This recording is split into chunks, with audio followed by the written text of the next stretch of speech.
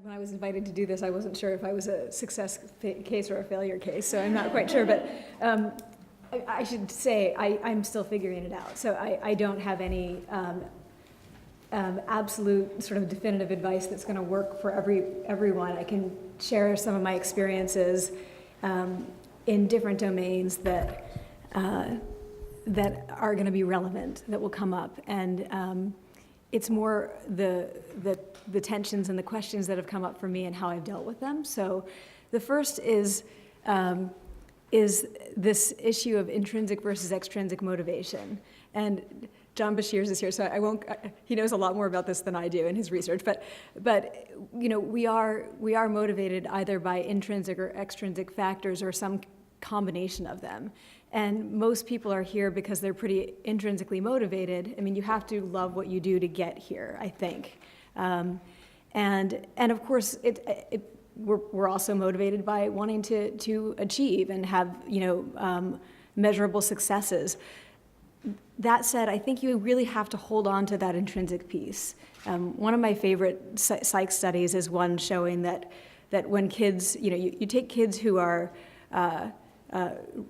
good readers and who love to read, and you suddenly replace that intrinsic motivation with something extrinsic like a pizza party, and suddenly they don't like to read as much as they did before. So they read a lot for that pizza party, and then after that they're like, yeah, I don't really love it anymore. I just want more pizza parties. So, you know, don't go for the pizza party. So, you know, I mean, if you already love what you do, and hold on to that. It's a sort of gift that you have, and I know that partly because I'm watching my son, who just started middle school, you know, kind of struggle with this. You know, there's a lot of extrinsic forces that are trying to pull him forward, and he's trying to hold on to these things that he loves. And it really is a gift to have those intrinsic motivators and to all possess that. So to the extent that you can, you have to hold on to that. It's not just because it keeps you going, but I actually believe that it does make you produce better work. I think that when I'm following, and I'm sorry this sounds so sort of soft and hokey, but when I am following my bliss, when I'm following the things that I love to do, I am doing better work, and I'm reaching more people. I'm communicating more effectively with multiple audiences, and I really believe in that. So what happens, though, is that I get derailed sometimes by situational things that happen. So, you know, every year people are being promoted or not promoted. So one of those decision processes, like just watching it, might derail me because I go, I don't know why that happened, and all of a sudden the process doesn't seem that transparent, or it doesn't make sense to me, and you can kind of get derailed by that and start socially comparing. And so I want to move on to that, to my next point, which is social comparison. And we all do it. I mean, if you're human and you're operating in society functionally, you are socially comparing. It's how we figure out what we should and shouldn't do, and how we kind of measure up. It's totally normal and natural to do that. But you can take it to an extreme, and you especially can take it to an extreme. I mean, when you think about it, it makes sense to socially compare across a lot of people, but not to one person or to two people. And what happens is that you start seeing somebody in your school or department who's a super producer, and you're like, why can't I be like that person? What's different about me? I mean, you're just different. Like there is no, and I think that senior people here and administrators would agree, there definitely is not a formula for getting tenure here. There just isn't. Within a department even, there's not a formula. And people contribute in different ways. They make an impact in different ways. Some people might be prolific and publish 20 articles a year, and some people publish 2, and in the end, somehow it balances out. So don't get trapped in social comparison. It's another kind of extrinsic motivator, but it also turns you inward in a way that I think is self-destructive. So really be careful to not do that with specific other people. You look at trends, but not one other person. It just doesn't help you.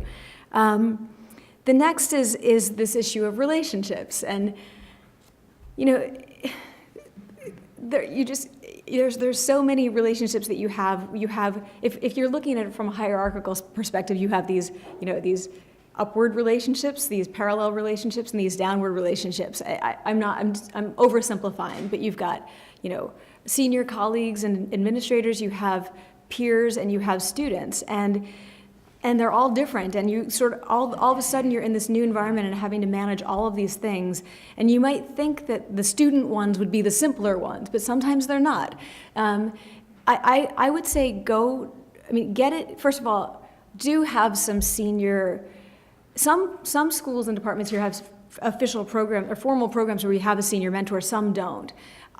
Have a couple, check in with people. Like if people say, I'm willing to read your papers before you send them out, have them read your papers before you send them out. Not just one person, but a few people. I think it's important, and it's important to have multiple people. You get different, again, you're gonna hear 3 different perspectives from 3 different people, and that's helpful because it reminds you that there isn't just one way. It's reassuring, and when you have a relationship with those people, they're more committed to you. I mean, and which is a natural psychological process as well, so that's a good thing. This might be, sorry if this is a little bit of a sensitive issue, but I think that managing relationships with doctoral students is far, far, far more complicated than I thought it would be. I had an amazing advisor. She was available to me all the time. She turned around papers overnight, always. I'm not like it was a dream situation in many ways. I didn't take students for a while because I thought there's no way I'll ever be that advisor, and I won't be. But I do find it now that I have taken students, I find it more challenging than I expected.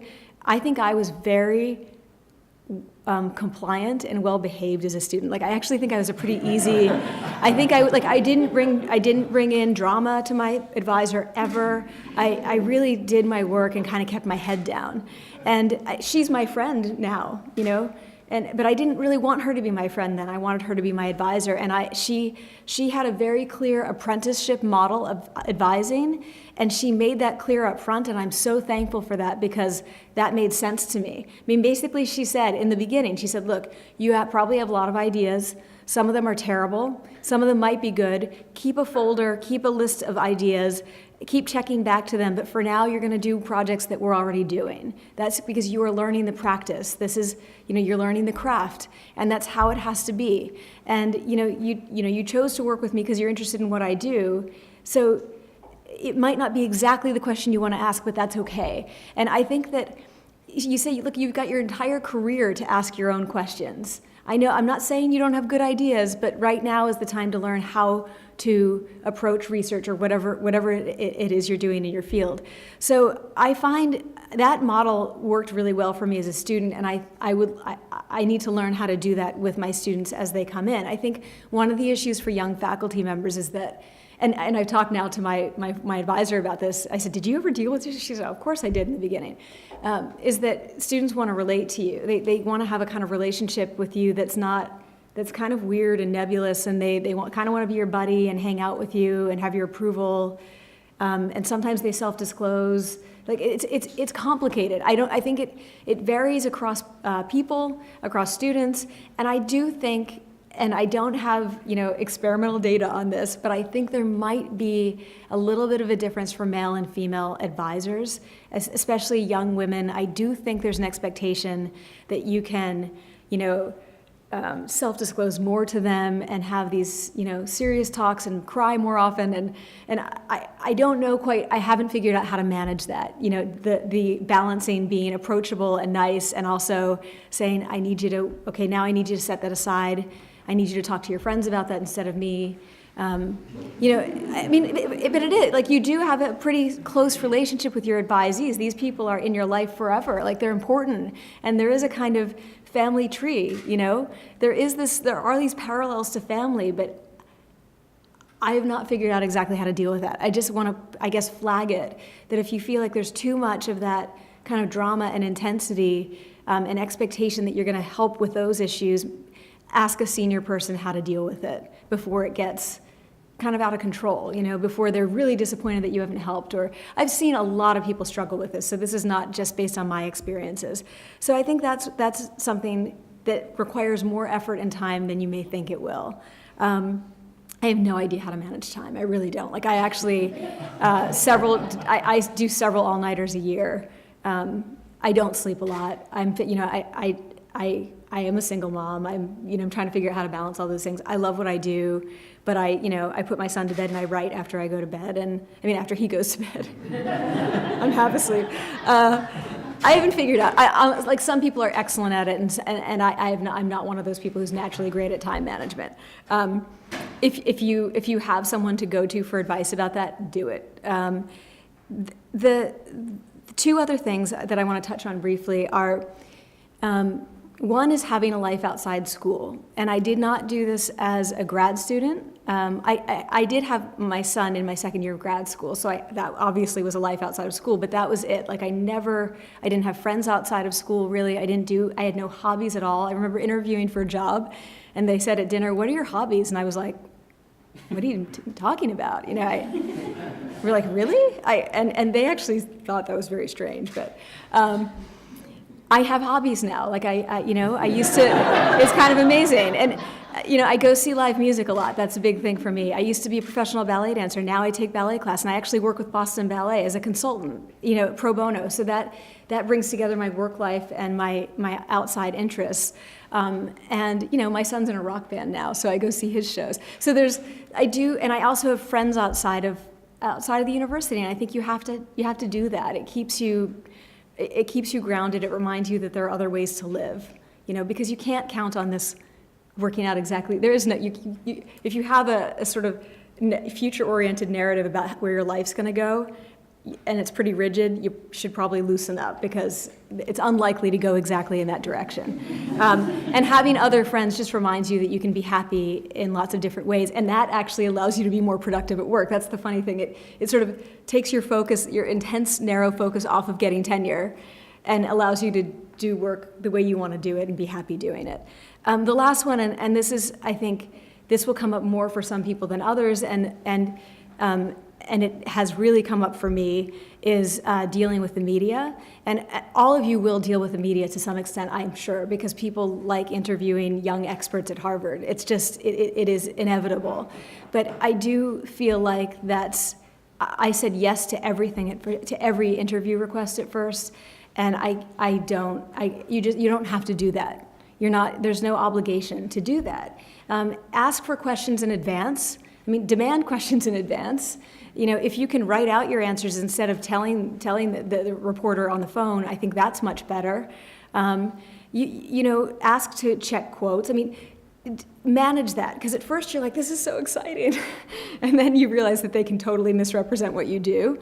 And if you have a media office in your department or school or program, use it, because they know how to manage this. In fact, I now send requests to my media office and have them advise me, like, good one, bad one, or they'll just go back to the journalist and say, she can do this. But so having help with that is good.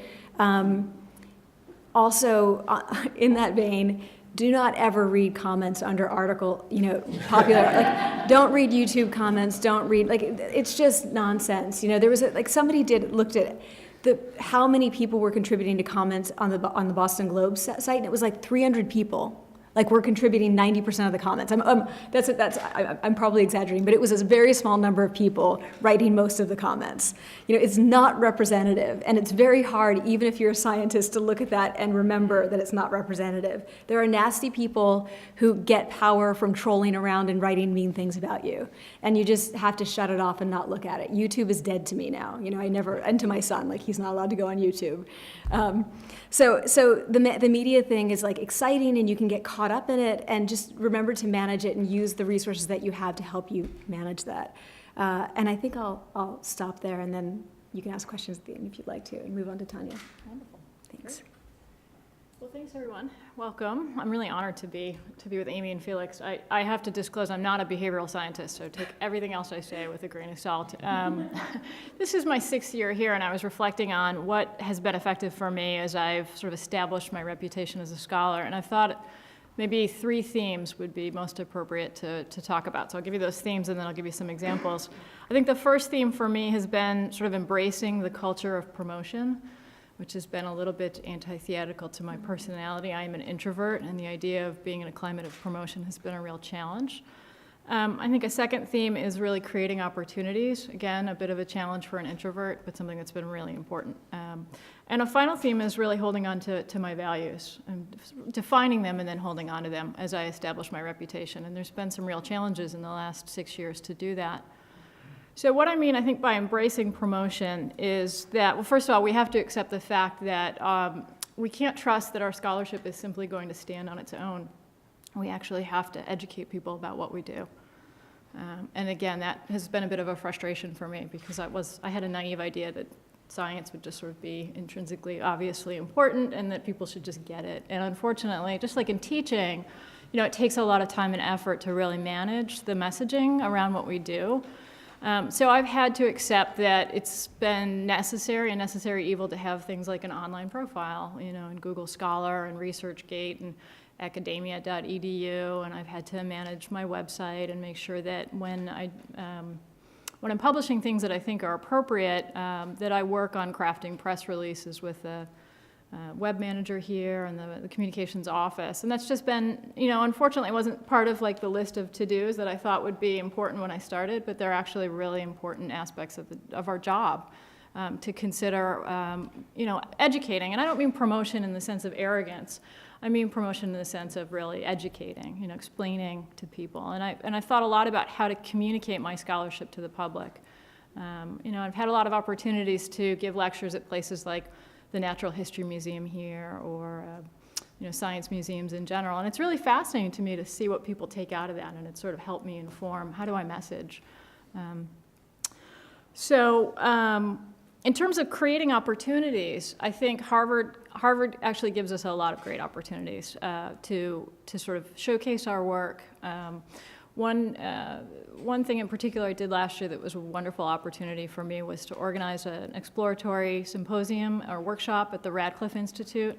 And that was an opportunity to bring in approximately a dozen scholars in my field to have a 3-day program of sort of workshopping around a subject. And that was a great way to network with really senior people who I might have been, otherwise a little bit intimidated to invite, but the Radcliffe managed everything. And so it was kind of a chance to take 3 days and let some of the senior people in your field know what you're doing and use it to sort of envision the future of your discipline or build collaborations.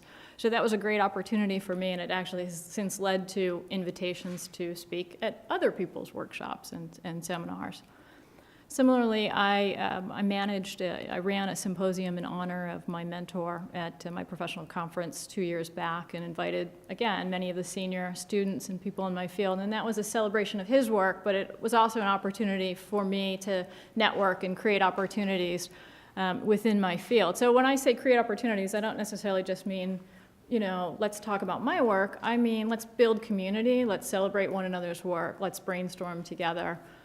I've also created a women's mentoring network in my professional organization. It's over 200 women right now, and a number of the most senior women in my field have been involved, and that's led to, I think, funding opportunities, co-publication opportunities. And again, it wasn't intentionally targeted at, bringing attention to me per se, but it's helped me to become more connected. And obviously, when you're invited to a symposium or a workshop, you pay attention to who's organizing it. Maybe you look at their website, try to figure out who they are, and so those are sort of oblique ways of, managing your reputation that people appreciate, because they have an opportunity then to come and present their work or let you get to know them. And also another opportunity that's been great at Harvard, we have a speaker series in our department. I was the co-organizer for 5 years for that speaker series, and that was a great opportunity because we were actively contacting folks to come to Harvard, and then you often get the quid pro quo that you get the invite back to speak at whichever university. So I've been lecturing variably because of the fact that I've been inviting people here. And it's a great opportunity. When you're hosting that visiting colleague here, you take them out to dinner, they come visit your lab, they meet your students. So these are all ways, again, of sort of establishing your reputation that aren't just simply sending your PDFs of your best papers around to people, but just sort of simply networking and building relationships. And I think this is another part of our job that isn't necessarily in the job description per se, but it's really important for us. And I guess the final thing I would say is that it's really important as we're building our reputations to really hold on to our values. And And by that I mean, being really clear on what are the most important aspects of our scholarship to us.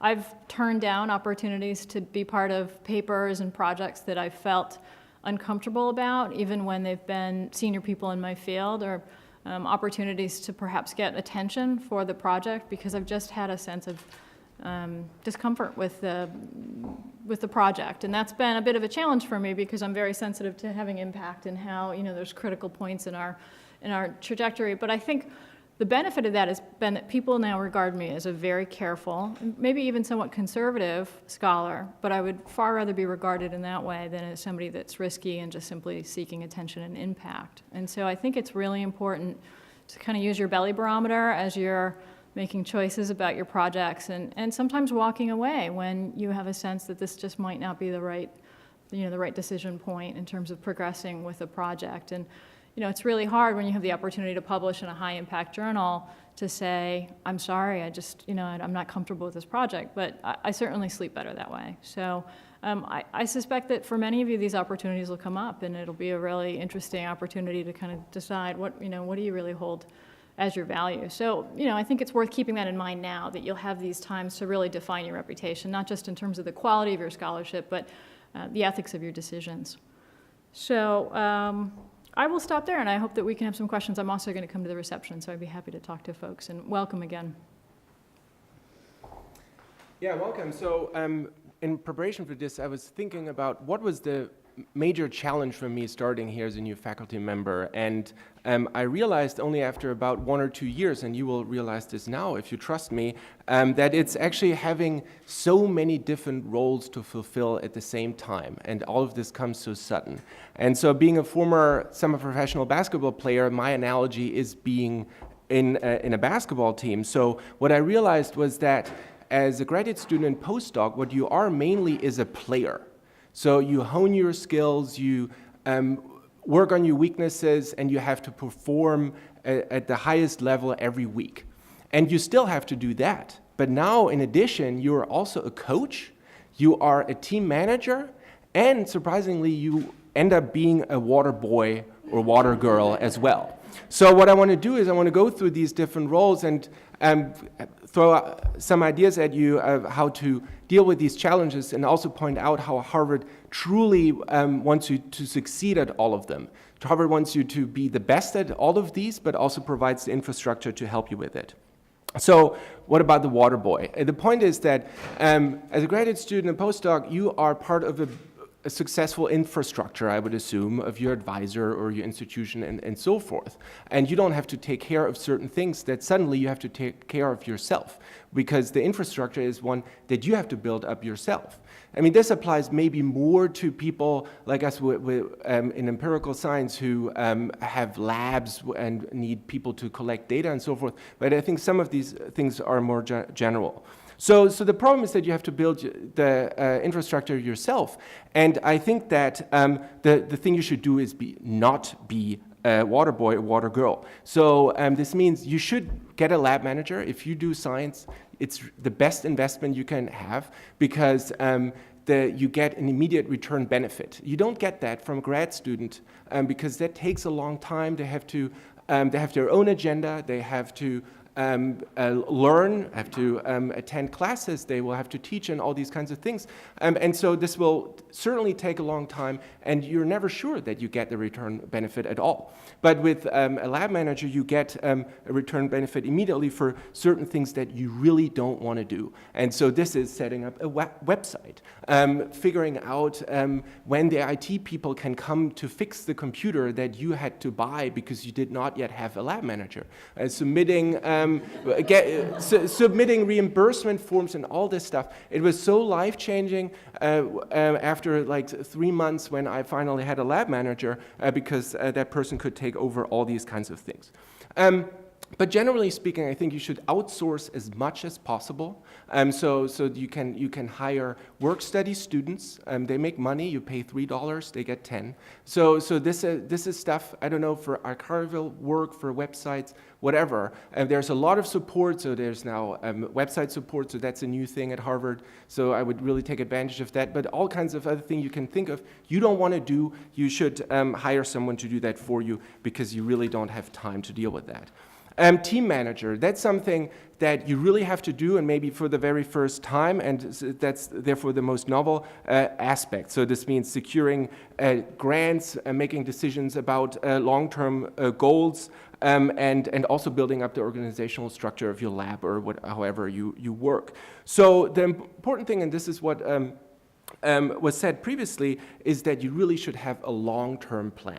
And this is, I mean, people at Harvard are not hired because they think they will do a little bit of a contribution here and a little bit of a contribution over there. It's about that they have a vision and they will be known in the field for one major thing. That might be an approach or some major discovery or something like that. So it's really the long-term goal, and as we heard before, maybe this is a long-term goal that should reach beyond the tenure decision, but people should be able to see that you have this perspective. And so who helps you with that? There's the mentoring program, as you probably have heard about, with 2 senior faculty members meeting with you on a regular basis. So I would really take advantage of that, because they will help you with these aspects a lot.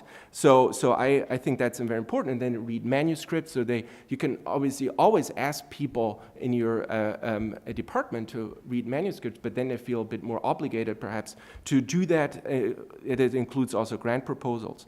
The second important source are junior faculty members. I mean, the senior faculty members often don't remember what it was like to have the baby steps towards a bigger project. But the junior faculty members, they have just gone through that, and they remember the deadlines, and they remember what you actually have to put in these portfolios and how to best advertise your work and so forth. So really talk to other faculty members that are maybe a year or 2 ahead of you. And then Harvard provides a lot of help with these kinds of things, especially with grants. So for example, I wrote grant proposals before, and then I realized that the FAS Research Administration Services, so that's the person I worked with was Susan Gomes, she helps you with this stuff, and she just knows things that you would never think about. Because you think about your research, but what does it actually mean to have outreach? What does it actually mean to have a teaching and education plan, which is important for NSF proposals, and stuff like that. And so she really is great. So I would, when you think about submitting something, call her up first, not write the grant proposal and then look at it, have her look at it 2 weeks before you have to submit it. It should be the very first step.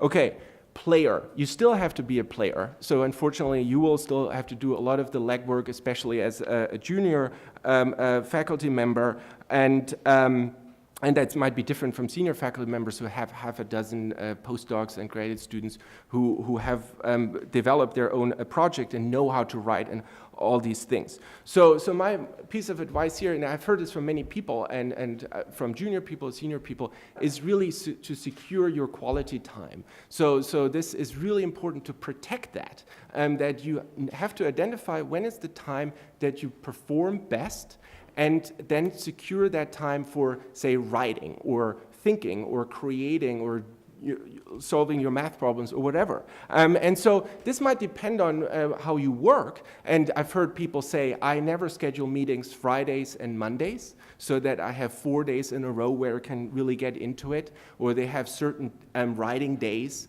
where they just disappear and think and write.